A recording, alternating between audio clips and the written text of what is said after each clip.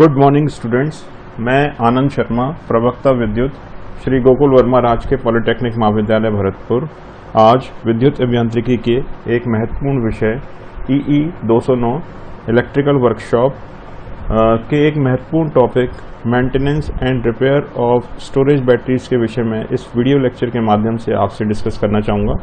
प्रमुख रूप से जो स्टोरेज बैटरीज या हम संचायक बैटरीज जिनको कहते हैं, इनके जो प्रमुख टॉपिक्स हैं जैसे कि inspection and checking of storage batteries, उसकी रिपेयर ऑफ स्टोरेज बैटरीज और ट्रबल एंड इट्स शूटिंग, इन तीन प्रमुख विषय के बारे में हम इस वीडियो लेक्चर के माध्यम से अध्ययन करेंगे। सबसे पहले हम डिस्कस करते हैं कि संचायक बैटरी या सेकेंडरी सेल या लेड एसिड सेल होते क्या हैं। तो संचायक बैटरी, जिन्हें हम सेकेंडरी सेल या लेड एसिड सेल या अल्कलाइन सेल, इन तीनों में से कहते हैं, इनमें सबसे पहले विद्युत द्वारा रासायनिक क्रिया कराई जाती है, जिसके फलस्वरूप विद्युत जो ऊर्जा होती है वो सेल में रासायनिक ऊर्जा के रूप में एकत्रित हो जाती है। इसके बाद ये जो रासायनिक ऊर्जा हमारी एकत्रित हुई है, ये ऊर्जा परिपथ को विद्युत धारा प्रदान करती है। अर्थात सेल को पहले हमें आवेशित या चार्ज करना पड़ता है और फिर हम इसको प्रयोग में लाएंगे। जब हम प्रयोग में लाएंगे तो सेल जो चार्ज हो चुका है वो डिस्चार्ज होना शुरू हो जाएगा। इसलिए इन सेलों को हम स्टोरेज सेल भी कहते हैं, क्योंकि इसमें हम पहले आवेशित कर चार्ज कर एनर्जी को स्टोरेज करते हैं। इसलिए सेल्स को हम स्टोरेज सेल्स या स्टोरेज बैटरीज भी कहते हैं। इसमें दो प्रक्रिया प्रमुख रूप से कार्य करती हैं। जो प्रथम क्रिया है उसको आवेशन या चार्जिंग क्रिया कहते हैं, तथा जो सेकंड क्रिया है या सेकंड इसकी जो वर्किंग है वो विसर्जन या डिस्चार्जिंग क्रिया हम इसको कहते हैं। सबसे पहले हम इस चित्र के माध्यम से जो स्टोरेज बैटरीज हैं उनके इंटरनल स्ट्रक्चर को थोड़ा समझने का प्रयास करते हैं कि इनका जो इंटरनल स्ट्रक्चर है वो किस प्रकार का होता है। यहाँ हम इस फिगर में देख पा रहे हैं कि ये हमारा दोनों प्लेट्स के बीच में सेपरेटर है। सबसे पहले ये हमारे इलेक्ट्रोड प्लेट्स हैं। एक प्लेट यहाँ आपको दिख रही है और दूसरी इलेक्ट्रोड प्लेट यहाँ दिख रही है। इन दोनों को सेपरेट करने के लिए लकड़ी या अदर जो इंसुलेटिंग पदार्थ है उसका प्रयोग करते हुए हम सेपरेटर्स इन दोनों के बीच में लगा देते हैं। ये इसकी केसिंग है, आउटर केसिंग, और पूरा ये जो हमने प्लेट्स और इनका जो कॉम्बिनेशन बनाया है ये एक पैकेज के रूप में यहाँ पर हमने इंस्टॉल कर दिया है। सर्किट को कंट्रोल करने के लिए IC प्रोटेक्शन सर्किट भी हम यहाँ क्रिएट करते हैं, और ये इस प्रोटेक्शन सर्किट के बाद एक टर्मिनल पॉजिटिव टर्मिनल होता है और एक टर्मिनल नेगेटिव टर्मिनल कहलाता है। हम दूसरे चित्र के माध्यम से देखें तो ये हमें यहाँ पॉजिटिव टर्मिनल दिख रहा है, जो यहाँ पर हमें इस फिगर में इस पॉइंट के माध्यम से दर्शाया था, तथा ये इसका नेगेटिव टर्मिनल है। सेल डिवाइडर्स या सेपरेटर्स यहाँ बीच में दिखा रखे हैं।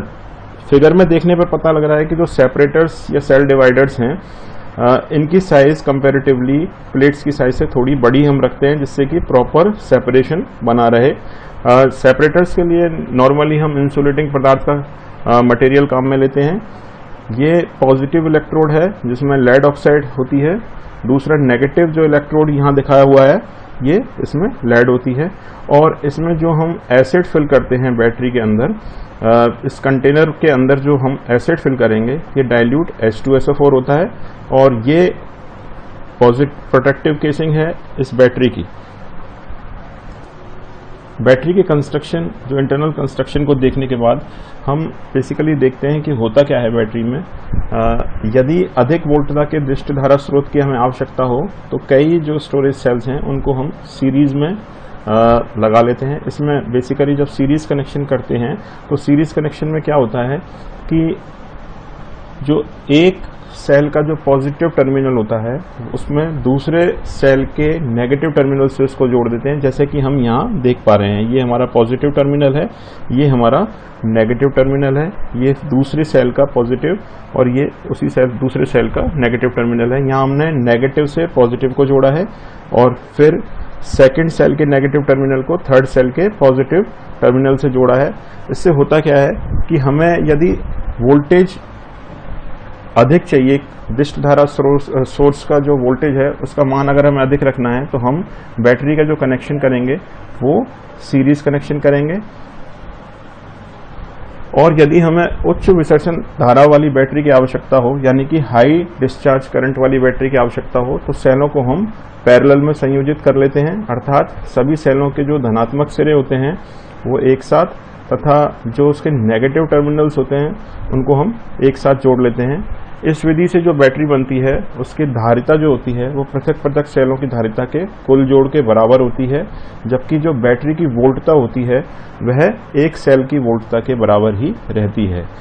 बेसिकली श्रेणी क्रम विधि से जो बैटरी बनती है उसमें वोल्टता अलग अलग सेलों की वोल्टता के कुल जोड़ के बराबर होती है, परंतु जो बैटरी की धारिता होती है वह एक सेल की धारिता के मान के बराबर ही रहती है। यहाँ हम पैरेलल कनेक्शन देख रहे हैं।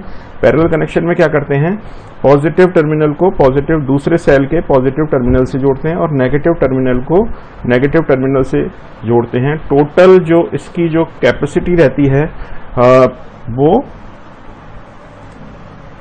वो हर सेल की धारिता के कुल जोड़ के बराबर आती है, जबकि जो बैटरी की वोल्टता होती है वो एक सेल की वोल्टता के बराबर ही रहती है। यानी वोल्टेज इसमें कांस्टेंट रहता है, वोल्टेज बढ़ता नहीं है लेकिन कैपेसिटी इंक्रीज हो जाती है। जबकि सीरीज में वोल्टेज कांस्टेंट ना रहकर करंट इसमें कांस्टेंट रहता है सीरीज कनेक्शन में।